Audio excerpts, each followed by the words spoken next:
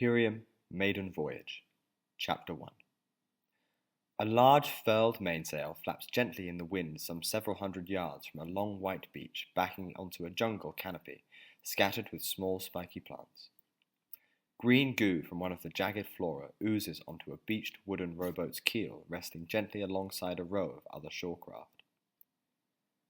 Further up the beach, a small encampment of white tents stands facing the dense jungle canopy, exuding small green-yellow specks upon the air as if they were exhumed by the exhaling of the jungle before gently settling on the white sand. Inside the largest of the tents, a large, though as of yet incomplete map lays spread across the wooden table, flanked by a discussion regarding the progressing cartography. The St. Tiago reports she sailed for a day. No end to the land, no end to the jungle. She draws a short line to mark the progress of the exploration on the map before glancing up, inquisitively furrowing her eyebrows, assessing the commander's reaction. Then I suppose we shall hope that Findle's fruit experiments yield some success. Findle is a young, fair-haired recruit, currently devoted to determining which fruits are safe to eat and which fruits are not. The commander, whose name is Balarin Tandale, runs his hand through his black matted hair, which, due to the close proximity of seawater, is currently relatively clean by most counts. His hand bears a simple silver signet ring, denoting his noble status and allowing him to securely facilitate and dispatch communications.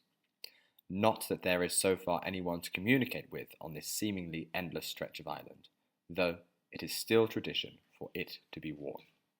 Thank you, Crolessa, Balarin says with a nod. Crolessa crosses along the table. I'll be around if you need me, Commander, she says with a gentle smile, her thick braid flowing neatly behind her as she walks out. After 20 years of service together, it becomes difficult not to predict one another. Crolessa, who volunteered for the militia at the age of 12 upon learning that her reproductive system had been one of the many ravaged by the great infertility plague of the year 712, almost 30 years ago, had become close to Balarin after she joined the Imperial Expeditionary and Exploration Force about 12 years prior. She has proved herself to be calm, collected, and intelligent during a crisis, and Balarin has kept her close ever since. Balarin steps out into the camp. Short shadows accompanying each tent indicate that it is almost midday.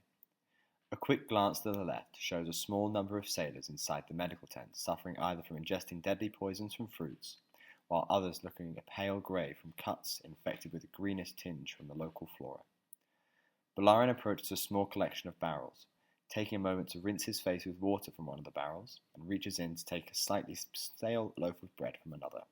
Balarin examines the fast-growing vines that lie stomped into the ground after seemingly trying to penetrate the water barrel when he is approached by a young, fair-haired sailor by the name of Findle.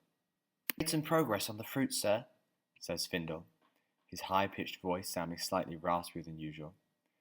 "It seems as if the juices are poisonous when eaten, but once dried out, the fruits have no ill effect. We're trying to dry out some of the purple ones now." "Thank you, Findle," replies Balarin, tearing the loaf of bread in half. "And take this to keep your strength up. I shall look forward to having dried fruit with our meal at sunset." Findle gratefully accepts the bread and heads off to continue his duties, while Balarin continues to the far side of the camp, where a small company of men prepare for departure under the supervision of Arms Master Briggs. The scraping of grindstones and donning of armour stops briefly on Balarin's arrival, though continues promptly on his signal. The arrays of polished plate and chainmail gleaming in the sun, with cuirasses being fastened onto men, while arms and legs are protected from the jungle by only trousers and shirts of khaki and cloth. It will be poor protection against any animals or blades. However, so far, the most vicious enemy to be encountered is the jungle's predatory humidity and heat. "Briggs," says Balarin with an affirmative handshake, and nods to the strong and stout-looking gruff man with a wealth of experience but one day Balarin hopes to emulate.